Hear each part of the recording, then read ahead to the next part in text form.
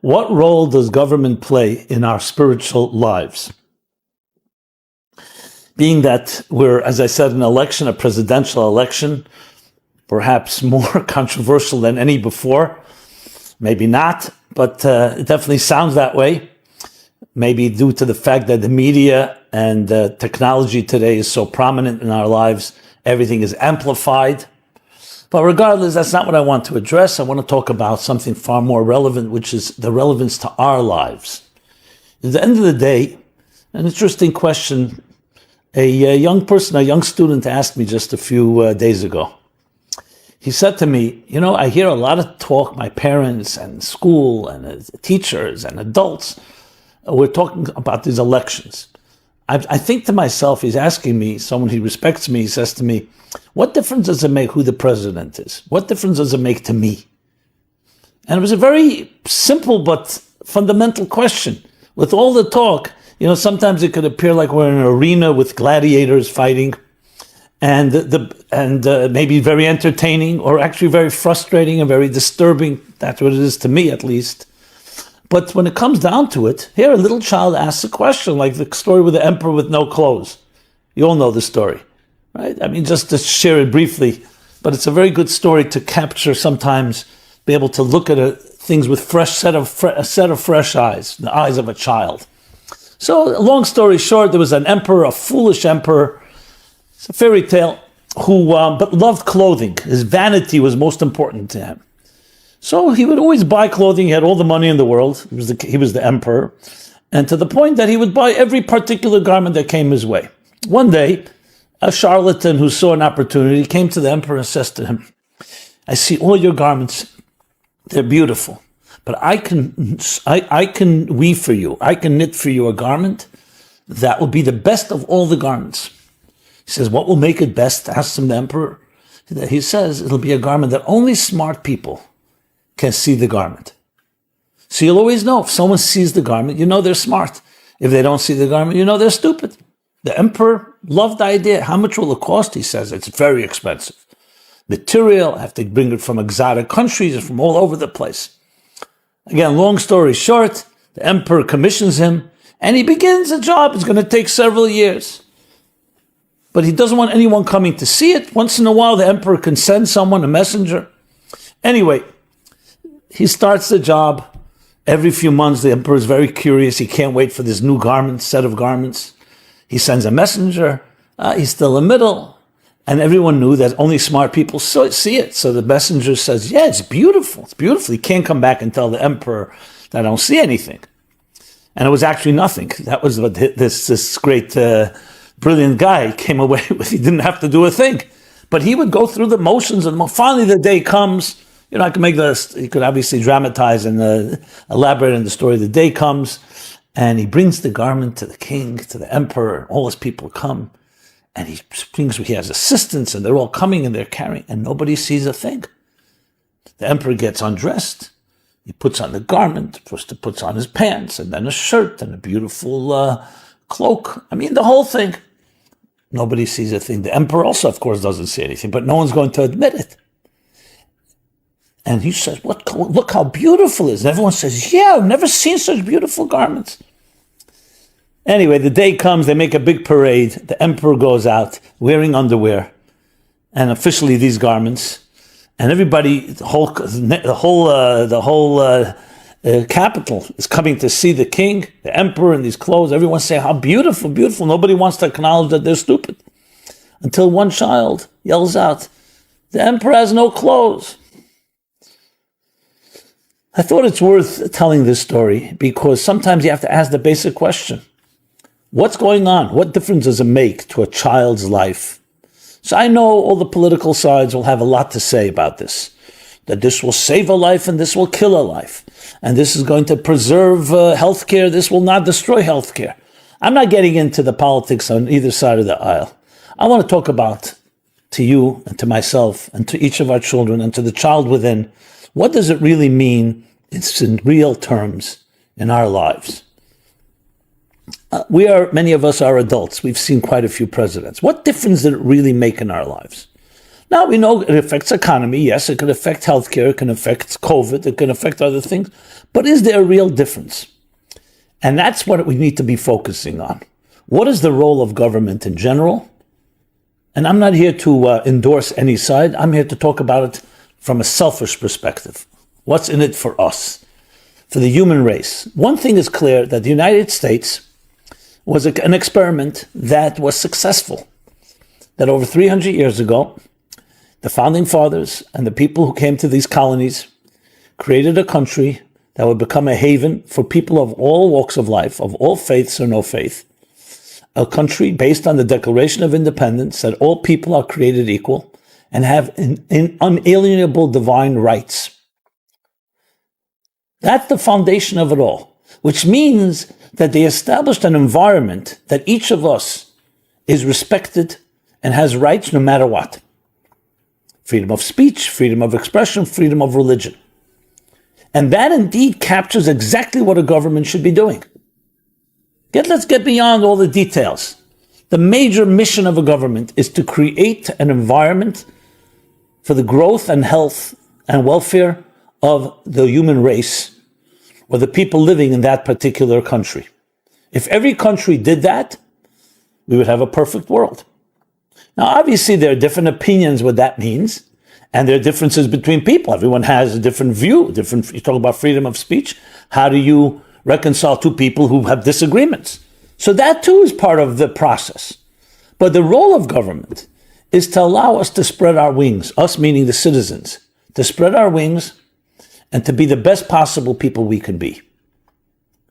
The founding fathers, though they were deists, recognized that they used the word creator, created equal, endowed by the creator. Why'd they use the word creator? I've asked many legal scholars, constitutional lawyers, and so on. Why did they use the word creator? They could have said all people are born equal, or people are equal. You see, I'm using the word people just, even though it says men, they mean all humans. But to even be more politically correct, people.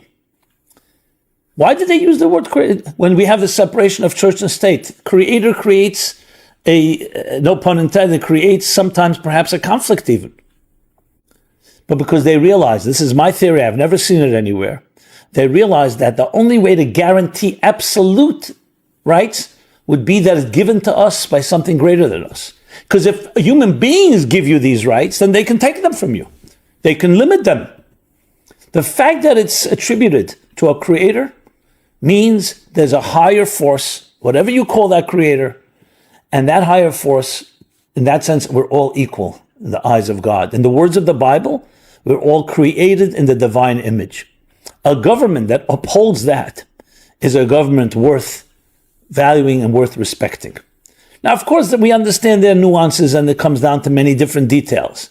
But that's the fundamental element, which is no surprise that so many scholars demonstrate how the United States, the government, is actually based on. It's a great book called On Two Wings by Michael Novak. Another book, The Hebrew Republic. They say that the principles, the universal principles upon which this country was built, is built on Torah metaphysics. Interesting word, Torah metaphysics. And this is by Christian scholars. Because the principles that was known as the universal moral code, that really the basis and foundation of every civilization, is the essential nature, true nature of what a government should be. And there are times, especially in confusing times like ours, it's important to go back to the mission statement.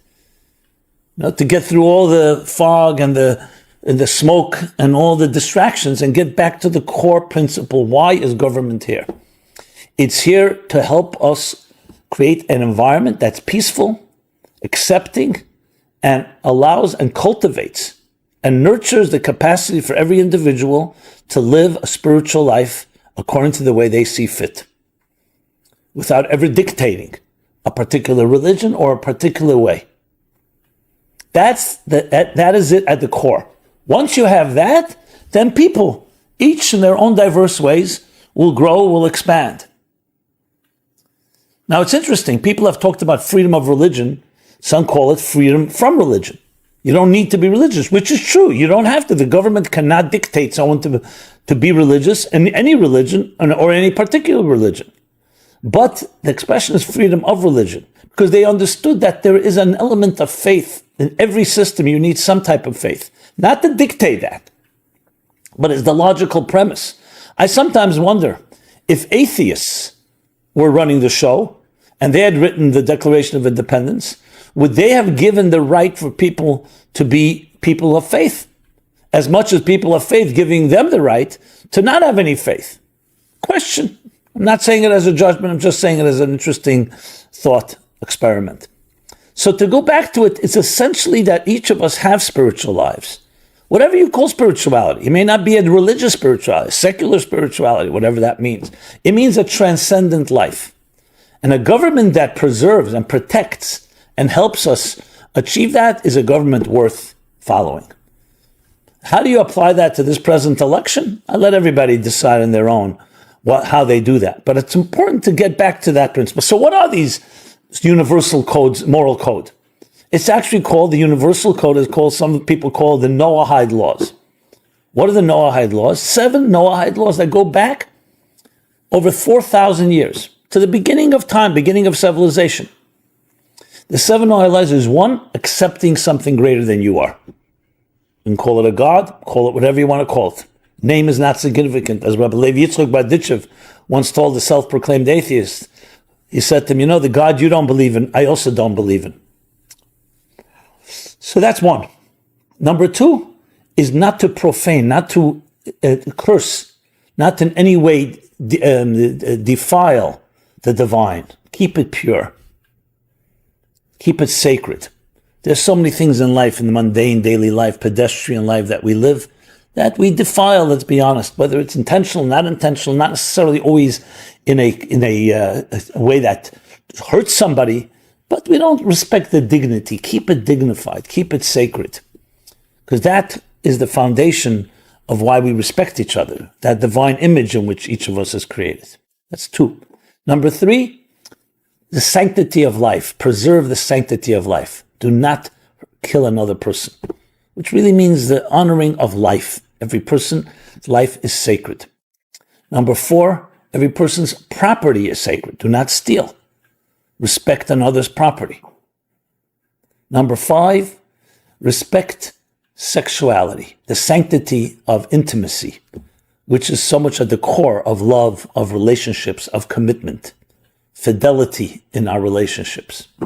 Number 6, respect the environment. Respect not just humans, but life around us.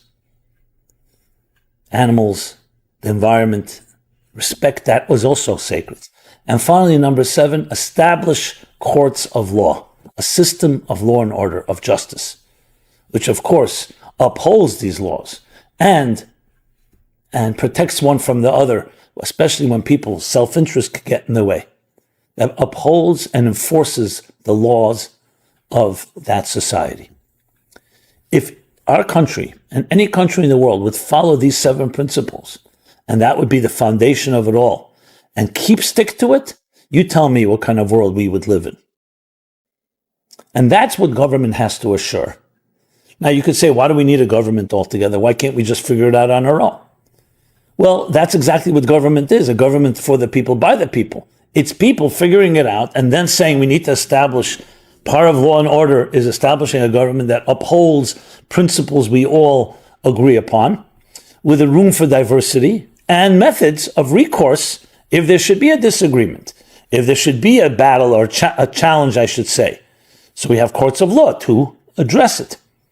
The polarization of our time today, I asked myself, if I was able to sit down with the 2 greatest extremes to the right and to the left, and ask them about these 7 laws, and say, what are you going to do to help us human beings live by them? That I can go back to that child and say, here's what a president is supposed to do. And it's not just the president, obviously. We have 3 houses.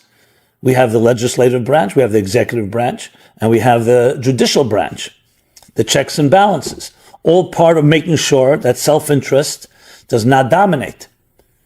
I would be interested what people would respond to.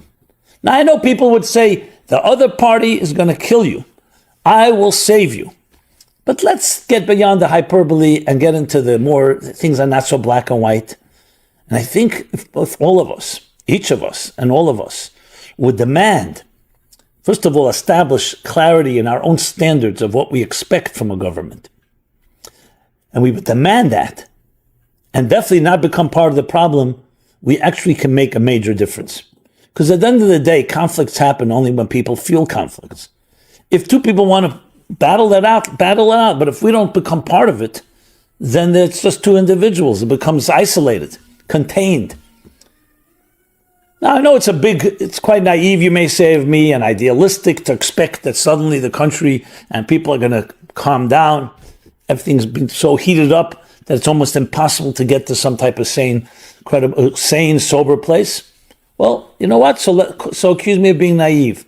Maybe it's sometimes good to be like that child that sees things in a clear way instead of jaded and clouded and distorted by all the prejudices and biases and the different interests involved, trying to inundate us, the propaganda on all sides, trying to convince us.